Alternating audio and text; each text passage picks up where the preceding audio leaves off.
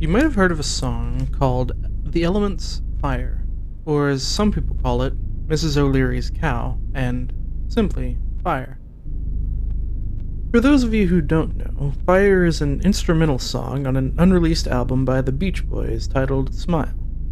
The song was intended to be part of a suite of songs called The Elements, with each song based on an element of classic mythology, like earth, air, water, and so forth. According to Brian Wilson, the song was going to be a long, eerie whine, which would start out small and slowly and build into a giant conflagration of sound that would create vivid pictures of raging infernos in the mind of the listener. The song was inspired by two events. The first was the Great Chicago Fire of 1871, which was allegedly started by a cow owned by a Miss Catherine O'Leary that accidentally kicked over a lantern while she was milking it. The fire then built into a gigantic raging inferno that was responsible for hundreds of deaths and the destruction of almost all of the city of Chicago.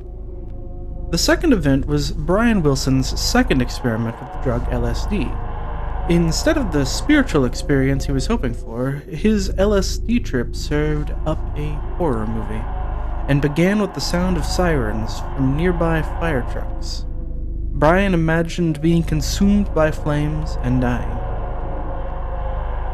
In his own words, I was bathed in flames, dying, and then the screen inside my brain went blank, and I visualized myself drifting back in time, getting smaller and younger. Brian relived arguments he'd had with his father. He continued to drift back in time. I continued getting smaller. I was a baby, an infant. Then I was inside this womb, an egg. And finally, I was gone. I didn't exist. Did Brian Wilson lose his ego during this experience? Was this ego death? Only Brian knows for sure. But in any case, it seems like such questions must have entered Brian's mind at this point. Looking back on the song, Brian Wilson made this peculiar statement. The chords were weird, sick, not the straight 8. I ran the mini orchestra through 24 takes before I was satisfied. Still, during each version I thought, oh god, I'm flipping out to have written such stuff. The weirdest was the crash and crackle of instruments smoldering for the final time. Listening to the playback, I began to feel unnerved by the music. Strange and eerie. I liked the music, but it scared me. According to Brian, it created a disturbing picture that mirrored the screams that had filled my head and plagued my sleep for years. Brian continued. On the way home, I remarked, I think that music might just scare a whole lot of people. No one was more scared than I was.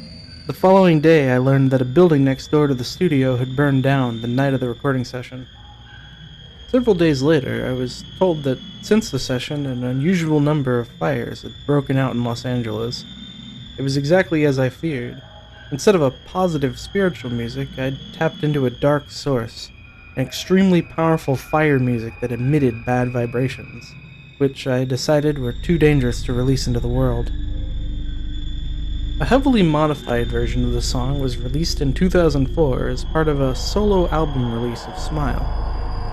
A recording of the original version of Fire has never been found, perhaps for the best.